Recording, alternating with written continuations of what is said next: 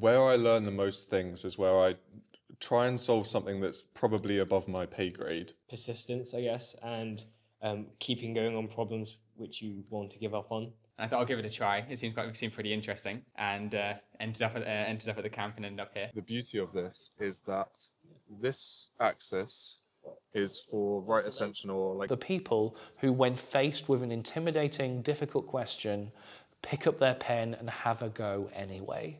The International Astronomy and Astrophysics Olympiad is one of the hardest competitions for students from across the world. The problems are intimidating, incredibly difficult, but uncover beautiful physics and astronomy. I travelled to Cambridge University for the camp to prepare the UK team days before they fly out for the IOAA in India. I managed to get invaluable insight into their preparation, how they got so incredibly good at this, and lots of invaluable advice to help you get better at physics and astronomy. My name's Alo. I'm the sixth member, so I'm not actually going to Mumbai, but you know, I'm here just anyway, just for the fun of it. Yeah, taking all the Olympiads is an incredible achievement. Yeah. How did you find your exam? Very difficult. Well, it's all right. The data analysis one it went pretty well, I think, as far as it could have gone. It could have gone a lot worse. So what are your tips for anyone taking the Olympiad next year? Practice improves a lot. Like, the amount of difference between when I first tried like the papers and when I actually did all of the exams was incredible. Like, I only got a silver in the actual competition, but I'm on the team. And that's just because I practiced a lot in between. That's amazing. So it does count. It does matter. Wow. Yeah. Amazing. Well done. And what's your name, pal? I'm George. And what are your top tips for scoring well on physics, astrophysics, astronomy, Olympiads? So, I think, practice is definitely a very important thing. And I think my practice, it wasn't just, when I got near the time, I did practice to prepare for the Olympiads. I also did lots of other kind of physics related questions outside of school and and also reading books about physics, not necessarily really complicated books, but I think it helps your understanding a lot to read a bit of extra stuff about it, because I think lots of people seem to think, like at school we were told, read around your subject, and lots of people thought really that was only for humanities, but it actually helps quite a lot with kind of physics related stuff as well. So, any book that you might want to recommend? Well, the final physics lectures are quite good. What's your favourite book? Excellent. I've still not actually got round to I was meaning to finish those off this summer. So I think after the Olympiad, that's what I'm going to be doing. Yeah, Volume 3 is pretty non-standard way of looking at quantum mechanics. It's really cool. And Volume 2 is my favourite. And how do you get good at problem solving? And feel free to all chip in at anything that you might want to add. Or should I say? I'm George, by the way. One of my top, I guess, tips is kind of what I end up doing a lot, and I think one of the main contributions to my success in these types of the Physics Olympiad and the Astrophysics Olympiad is don't be afraid to fall down rabbit holes. I think where I learn the most things is where I try and solve something that's probably above my pay grade, and then in doing that, end up researching an area which I maybe would have not come across. And that's how I tend to find my way to learn all types of different physics and in anything, those different concepts.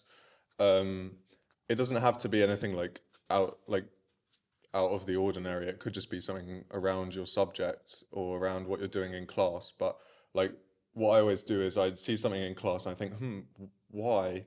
Or how is that? How do we get to that? I think physics, the A level often forgets to tell people how we actually get to those. Oh, I suppose sometimes it's quite a complicated reason why, but it's nice to find out those things sometimes, and that's the rabbit hole that I get sent down and learn a load of things, and that's what I tend to do for problem solving things. Amazing. Are you guys doing physics next year at University of Astrophysics, or something completely different? Well, Curiosity. I applied for mathematics, but I'm doing I'm hopefully doing the first year mathematics with physics course. Oh, that's exactly the course which I did actually. Oh, really? Yeah. Hopefully. Hmm. Yeah, but all the kind of theoretical stuff. Really good. How about yourself? So I'm doing natural sciences, but I think I will in later years end up focusing on physics and probably astrophysics. But I like the idea of starting out a bit broader and having more options and being able to find out about more things. Side note, but any tips for anyone taking the ESAT? I think you really want to start practicing earlier than you might think. So kind of before the summer holidays and a bit over the summer holidays. And there's only 1 year of, I think, of actual papers for the ESAT now, or 2 sets for that, because they do 2 each entrance, for each set of entrances. So I think there's lots of stuff like the NSAA and ENGA, which are quite similar, and you do those and do the stuff lots of times, but make sure to leave something for just before the test. Say you have a new one you can do beforehand. But I think, and practice maths without a calculator, because it's after when you start doing your A levels, you suddenly don't need to do maths without a calculator, and then the solving stuff in the ESAT's actually probably harder than the non-calculator maths at GCSE or something, just because you need to do it really, really quickly. And that's the main thing, being able to do it quickly. I'm hopefully doing physics at Oxford, Oh, amazing. so Amazing. not quite the same as these guys, just straight. Amazing. Yeah. Any tips for anyone taking the PAT next year? Well, if they're still doing the fully multiple choice one, all I can say is, like, the past papers are really not that relevant. Like, do all the past papers and do everything, like, as much practice as you can, and learn how to solve problems quickly. I mean, pretty much the same as, like, for the ESAT, but it's very different to past years. It's like a completely different experience. Yeah, so I'm Rory, and I'd seen some astrophysics I did the GCSE in astronomy, so I'd seen some kind of those kind of some of the ideas, but I'd never really considered there was an Astrophysics Olympiad until I'd done BEFA round 1, and then got invited onto this weird other Olympiad that was you also got to do the BAAO. And I thought I'll give it a try. It seemed pretty interesting, and ended up at the camp and ended up here. So it's not always as well known as the straight physics Olympiad, but I found it very interesting. And did you guys have to do a lot of extra self-study on the side? Yeah, there's a decent bit of extra work you have to do to get up to level. The first couple of rounds are pretty much there. It's very physics based with a kind of an astrophysics lens around it, so it's in an astrophysics context. Once you get up to, for example, up to the Easter camp and pass that on to now that we're on the team, there's been a lot of doing tasks each week to really get used to all the styles of questions they can throw at you, learn the new, more specific areas like the radio astronomy, the optics, all of that kind of fun stuff. I'm Yuvan. And how was today's exam? Or exams? Well, I thought the DA this morning, I liked the questions. It was interesting questions. Of course it was hard, but once you stick with it and try to get through it, you can see the progress you're making, even if it's slow at first and very tedious, some parts of it. But you get through that and you get to the interesting parts, yeah. And OBS this afternoon, yeah, I quite enjoy it. It's very different from a lot of the other Astro we do in that it's more like, it's less maths and more sort of, I guess, memory and also like understanding of like how our Earth is moving and rotating. Yeah, but a different style, so quite a nice break. So when did you start working on the observation side, for instance? Because this is very different to probably what you have been doing initially with the theory, and certainly different to your A-levels in physics. Yes, yeah, so the first OBS I did, I guess, was for the Astro Challenge. So that's like a feeder round. It's optional, but it's nice to do if you have time. And there's just a little bit of OBS, but it sort of gets you interested in that area. And then after that, for the main Astro round one, I think it was, there was an OBS question, which I did do. Just because it was kind of interesting, I guess, to learn a bit more. And then there's a lot more that we've done since making the team and also before the camp to learn like the full sky, the southern sky, you know, all of it. So And what's the secret to making the team?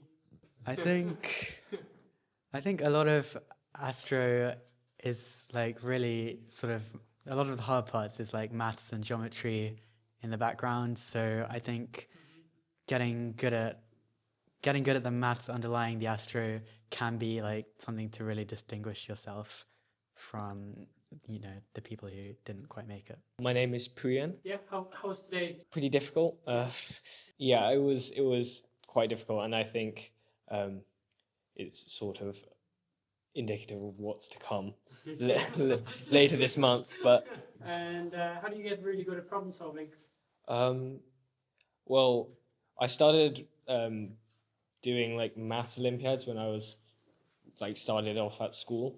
I didn't really intend to do physics Olympiads. I think my physics teacher signed me up. So, but I suppose the majority of it is just persistence, I guess, and keeping going on problems which you want to give up on. Yeah, that's about it. That is amazing, excellent advice. And what is everyone doing next year?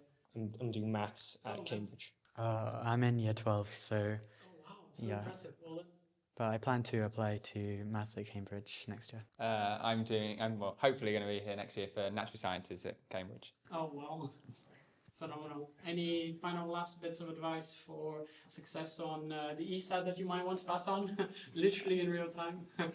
Yeah, I definitely. It's definitely about time pressure is the main thing. The content isn't very bad. Isn't bad at all. You might want to refresh some of the stuff that you've done at GCSE, but it's so fast paced and so quick, especially the maths as well as the physics. It's just doing a lot of it's multiple choice. It's just being able to think and get through find some shortcuts. Maybe that could save you a few seconds here and there. And one of the best ways I found was just talking with other people. So at school, people who are also doing it, because they might spot something that I didn't see, or they may make it slightly easier to conceptually understand what's going on, which just all helps, again, making it just quicker.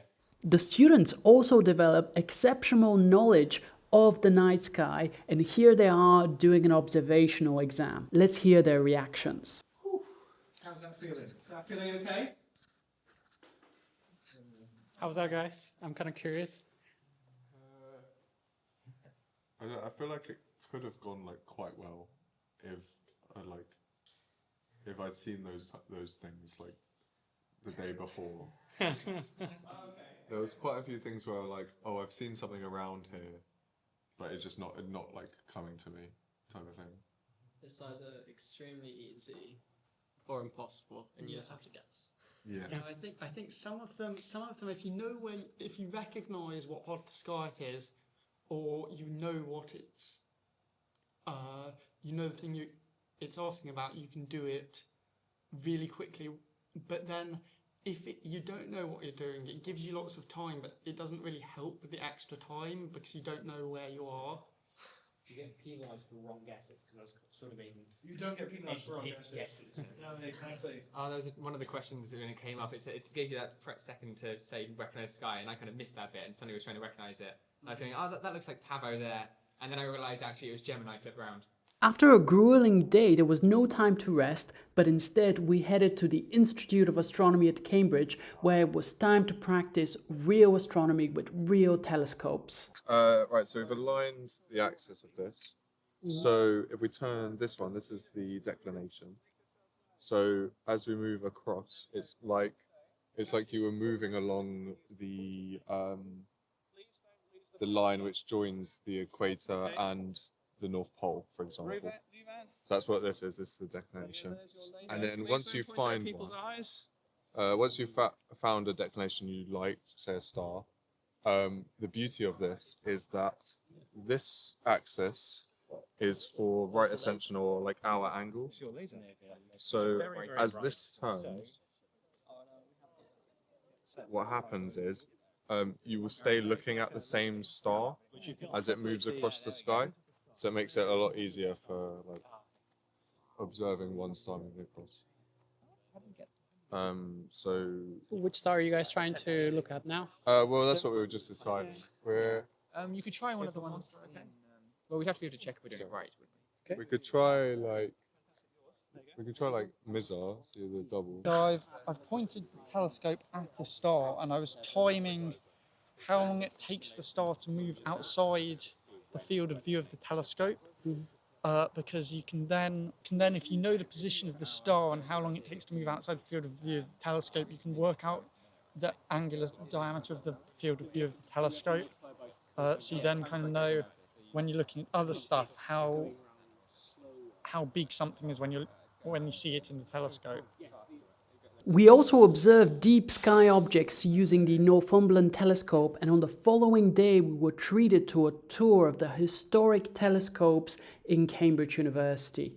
We also did solar observations with Professor Robin Catchpole, which was amazing. Now the sunspots are dark because there is a concentration of magnetic field here, and the magnetic field is inhibiting the convection. The sun is convecting like boiling porridge or boiling water, and the small convection cells are, that convection is inhibited by the strong magnetic field, because of course this is a gas, an ionized gas, a plasma, so that it feels so magnetic. So moving through a magnetic field induces electric currents which generate back EMFs, which make it difficult, so a movement is inhibited.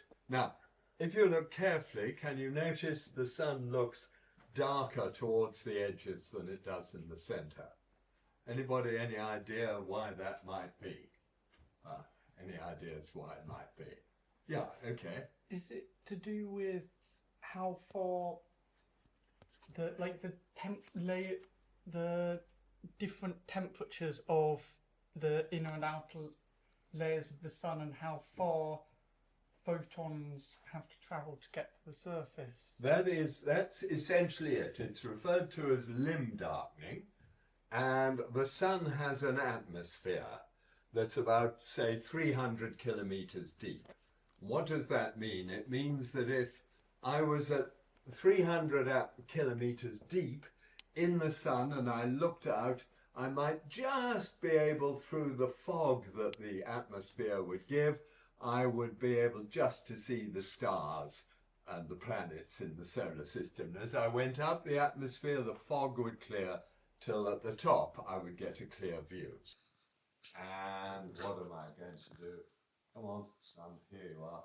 So what you will see now is an image of the sun, and what I can do, an image of the sun, and I've got a little lever here that moves the diffraction grating, and so there we have a little group of sunspots, and as I tune the wavelength, there I can tune it, so we've set the exit slit right on the sun, and let's just, you can see a little bit of haze at the bottom, so The British Astronomy and Astrophysics Olympiad is a competition that was set up in technically 2015, properly in 2016, and it effectively acts as the way for the UK team to be chosen for the International Olympiad on Astronomy and Astrophysics, IOAA. Ultimately designed to introduce astronomy to a vast number of people, including those who might not otherwise have got a chance to experience any astronomy at school.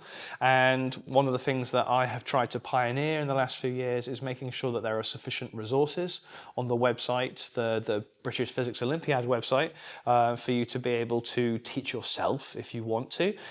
So all an interested teacher needs to do is point the student at the website, and then they can sort of drop the mic and walk away, and any interested student should be able to self-study everything they need to do really well in the papers and maybe make the UK team going to the international competition.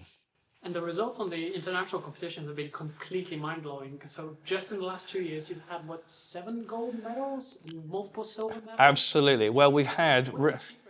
So in many ways, the long-running joke is that I've been a team leader for the UK since 2017, and I did that till 2022. And during that time, we slowly worked our way up. It is worth noting that when we first started this competition, it was hard. But as we kept coming back, having more and more years of experience, we learnt from that experience.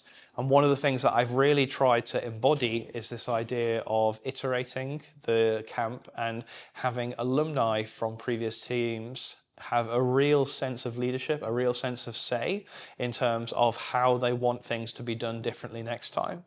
I credit much of our sort of improvement to that.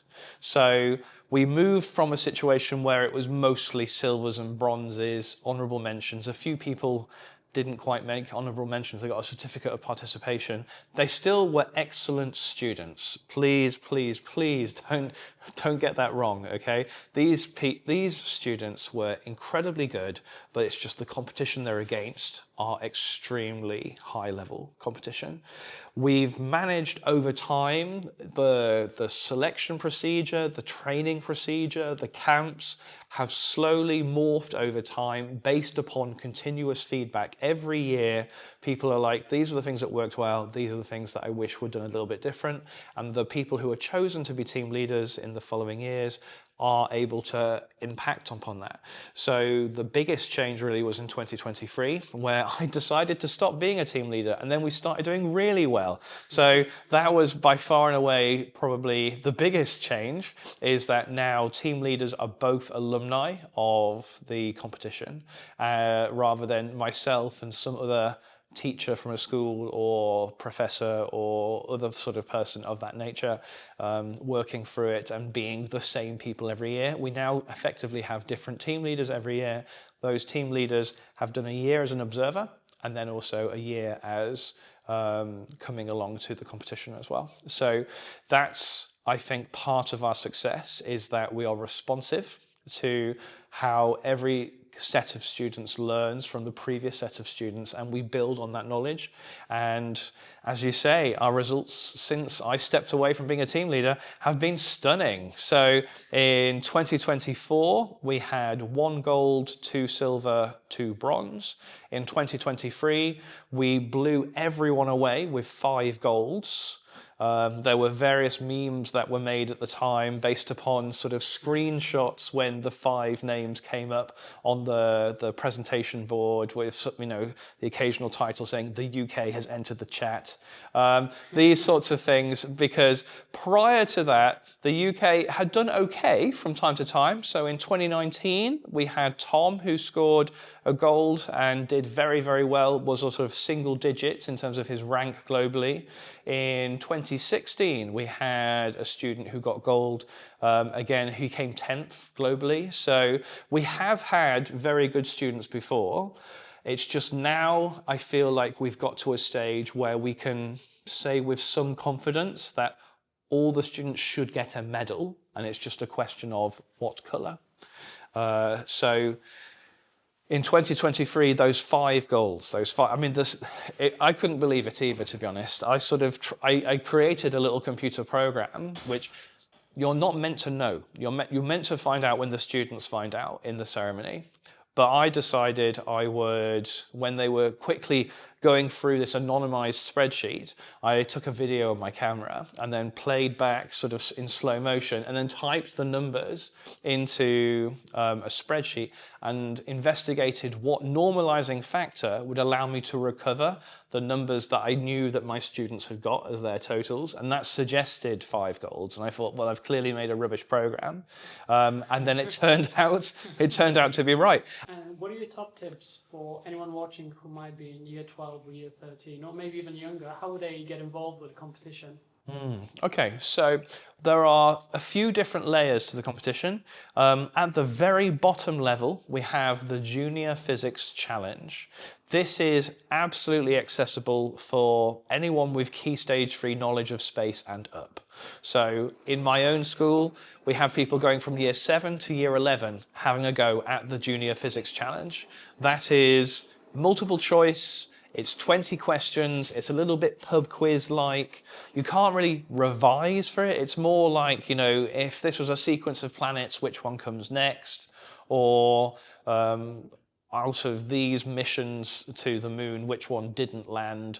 Those sorts of questions, which are a bit factual, sort of you know it or you don't. It doesn't really involve any calculations, which is what makes it more accessible for those in year 7 and year 8. The next level up is something called the Astro Challenge, and this is a bit harder. So Astro Challenge has got 3 parts to it. Section A is 10 multiple choice questions. The first one is a little bit like a hard pub quizzy one, like the hard end of the Junior Astro Challenge. And then there are sort of 4 questions which are calculations out of those multiple choice, and they sort of build in difficulty. And then the final 5 questions out of the 10 multiple choice are on observational astronomy. Now, there are people for whom observational astronomy is something that they've never done before, they find deeply intimidating, which is why it is only tested in the multiple choice section, so you can always just guess if you really don't know what's going on. However, like I said, we have put resources up explicitly to allow students to be able to self-study for that part of the syllabus, so that those 5 questions needn't necessarily be guesses. Maybe 2 or 3 of them you get right, and then there's 2 more that you guess. That's absolutely fine. But they do sort of build in difficulty as well. They start from something very simple, like here's a picture of a Messier object, which one is it? Or where would you find this star? Which constellation would you find this star in? That sort of idea, but building to sort of more difficult sort of conceptual ones, such as if it's this time in this country, what time will it be in this country when the sun is setting if it's at midday here? It's designed, again, to be something quite encouraging. So there's no need to sort of send in the scripts. It's free to enter. We encourage people to do it in the autumn term of year 13, but there's no issue at all with some year 12s who've been prepared to have a look at the self-study information on the website to have a go in year 12. I'm always a big fan of having a go in year 12 because then you get almost like the film Rocky. You sort of have the first act is you have a go at the paper, it stamps all over you, then you have your training montage, and then you come back for the rematch later, fully prepared, hardened, knowing what you're walking into. That's a general rule of thumb that I apply to every BAAO physics competition, is try it the year before so that you know what it's like, even though you accept it might not be necessarily an amazing score, so that you can have the rematch 12 months later, and that time go in and feel as though you've got a bit more understanding and confidence about yourself. Then we get to the Astro Round 1. So the Astro Round 1 is 2 papers. Each of them is 1 hour each, and each paper is marked out of 40. And those papers you do have to pay for, so they're £15 per entry. However, courtesy of our very generous sponsors G Research, for those applying from state schools, the first 4 entries are free. With this paper, there is section 1 and section 2. In terms of the format of that, it's basically similar to the physics round 1. That was effectively the template that we were using when we were putting it together. So the first section has got 60-ish marks worth of stuff, but you're only needing to get to 40. So there's lots of little short questions. Again, they start off relatively simple, and then they build to something somewhat harder. And the hardest thing really about these competitions, like with BAAO Round 1, is the time. The very best students tend to be maxing out on the 40 out of 40 on the first section, and they do that by answering about 50-ish marks worth of questions, so that way there's a little bit of wiggle room should they have made a silly mistake in one of their questions and lost some marks. Because it's sort of capped at 40, if you're able to work quick enough to attempt, say, 50 marks worth out of the 60 in the paper, then that should give you a really good chance to be able to get close to that cap. The second section is the one that's very discriminating. Very similar to the BAAO Round 1, where the first section, lots of kids will do well on the first section and score highly on the first section, but the questions in the second section make a big difference as to who gets the top golds and who gets the golds. It's very similar for us in the Astro.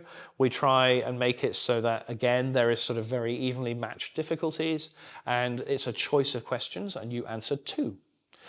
Each of those questions is out of 20, and so you choose one 20 marker, and then you choose a second 20 marker, and we aim for typically a choice of 5. One of those 5 is on observational astronomy. So like I said, with the multiple choice questions in the Astro Challenge, again, to appeal to, I suppose, a wider audience, to sort of include those for whom looking at the sky is something they look at and they say, there's a star, and that's as far as their knowledge goes. We wanted it to be something where, again, if you don't have any knowledge of the sky, then you're not penalized for that. You can just choose 2 of the theory questions instead.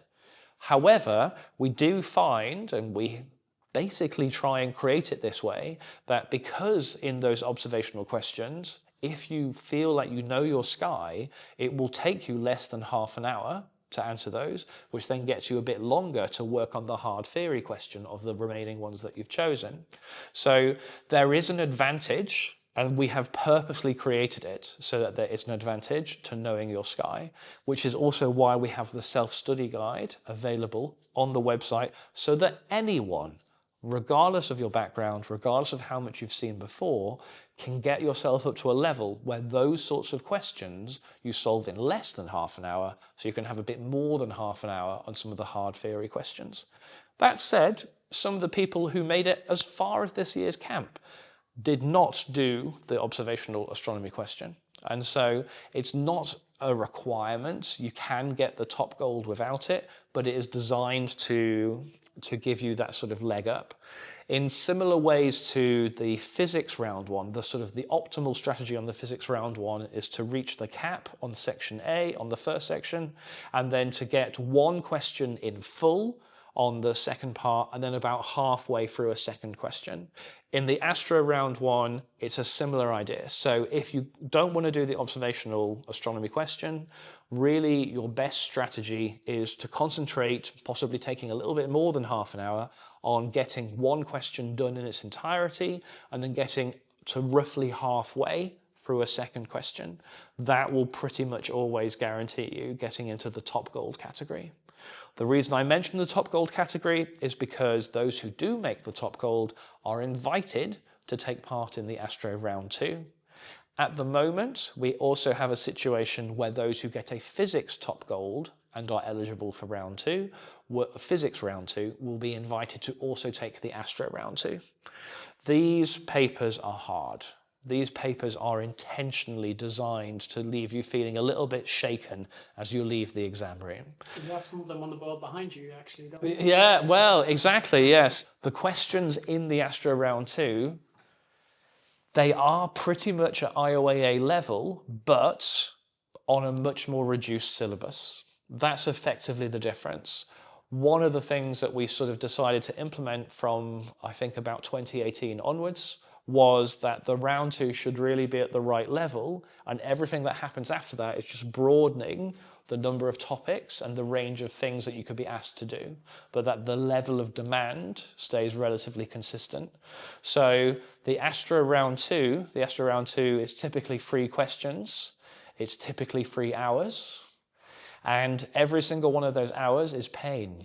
The entire point behind it is to have questions that look scary, that look intimidating, that look like the sort of thing that you open and you just inhale a gasp of air, but then you pick up your pen and you think to yourself, okay, I'm going to get over the shock factor here. What marks can I get? And that is because a fundamental cornerstone to the UK's recent successes in the IOAA is building in a sense of resilience. The more resilient you are, the more you can sort of look at a horrible, scary, intimidating question and decide, I'm going to get some marks anyway. I'm not going to fall into a panic. I'm not going to sort of start regretting my life choices. I'm instead going to do what I can. Those students at the international level do incredibly well. So we intentionally make it so that the Astroround 2 is probably one of the hardest papers you'll feel you've ever sat in your life, but that's okay because everyone's finding it hard, and what we're really looking for are the people who don't let that hold them back, the sort of people who decide they're going to have a really good stab at it regardless. And crucially with the Astroround 2, we use that to select who makes it to the camp. We have approximately 100 people, of order 100 people, taking the Astro Round 2, from which we choose 14 people. The average mark in the Astro Round 2 this year was about 25%, to give you some idea of how brutal it is. But that is because what we're really trying to do is distinguish at the very top end. Even with those sorts of average marks, we end up with students at the top end scoring into the 70s or even 80%. Those are obviously students that we're very interested in. But there are students getting in the 50s and 60s who still catch our attention, who still catch our eye. And a general rule of thumb has always been that if you're getting about half marks, you will be of interest for the next round. So when students are doing past papers, if they see themselves getting around the half marks level, that means that they will be in probably a competitive position to try and make it to the selection camp that happens in April. And those are the competitions that anyone can access the past papers for, except for the Junior Astro Challenge, because it is meant to be a bit of fun. But the Astro Challenge, Astro Round 1, Astro Round 2, all the past papers, all the mark schemes are available on the website. I go to considerable efforts when I'm writing the mark schemes to make it so that it's suitable for self-study, or so that any student is able to work their way through the past papers, learn from those past papers. But if you are really aiming to be at the very top, then what I would suggest is that in the Astro Round 1, you're getting close to the cap of 40 out of 40 in the first section. And in the second section, you're doing one question in full and one question at least sort of halfway. In terms of the Astro Round 2, you're aiming really for half marks plus. If you're getting into the sort of ballpark of half marks, likely we're going to give you a tap on the shoulder and ask you to come in and join us at Oxford for the training camp.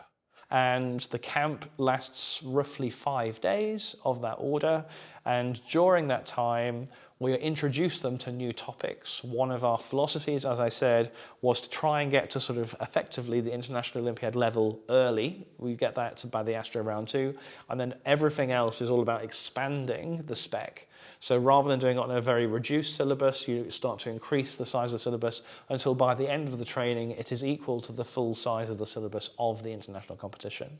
And for the 5 days, we show them lots of new topics, some of which will be building on things they've seen before, but a lot are brand new. A lot are things that It's really quite challenging, but the explicit intention behind it is because at the end of those 5 days, we set them the round 3 exam.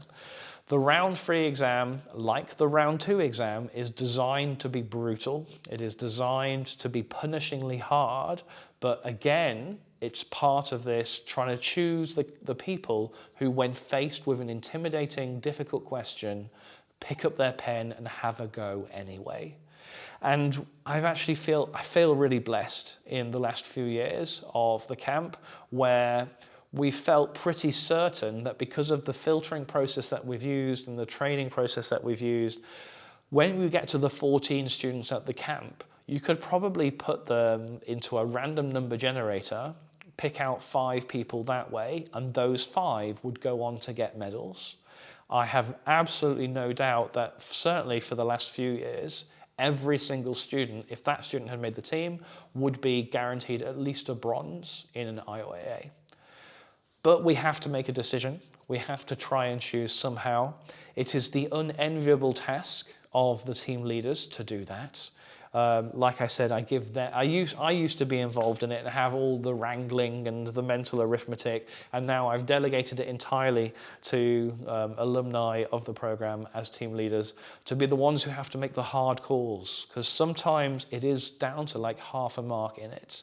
And, you know, when you're looking through scripts and we're looking at legibility, you know, those who are able to write out their working really clearly, if there's a tie break needed, those people will have an edge. So certainly a piece of advice I would give to any students watching this is please, please, please make sure your working is easy to follow. The reason we effectively select for that is not just because we're somehow purists. It's not because we're sort of prudes when it comes to showing working. It's because at the international competition, we have to be able to argue the case when you've got an answer which isn't the right answer and maybe the marker has marked it very harshly. If we can follow your working and say, look, this student just made this one tiny error and everything else they've done from here is correct, the easier you make it for us to make that argument, the more likely it is that you'll get those marks given to you as part of the moderation process. And so that is why we do really push hard on that, making sure that students write things that we can argue for, because no student is going to get everything right all the time. There will be things that the students write in the exam that are wrong and sometimes very wrong. And in those situations, we're always looking to maximize the number of error carried forward marks that we're sort of able to sort of get in those situations. So that's why that's one of the things that we consider. But like I said, it is hard. It is hard. We choose 5 students out of the 14 to make a full team, and then there is 1 reserve. So much, Alex, and yeah, thank you so much for inviting me. Honestly, it's been absolutely amazing. Show myself on the camera as well. Absolutely, yeah. Come join with your T-shirt. Exactly. I've gotten a free T-shirt as well over here. So yeah, thank you so much. Really No worries. appreciate that. Amazing. Best of luck in India.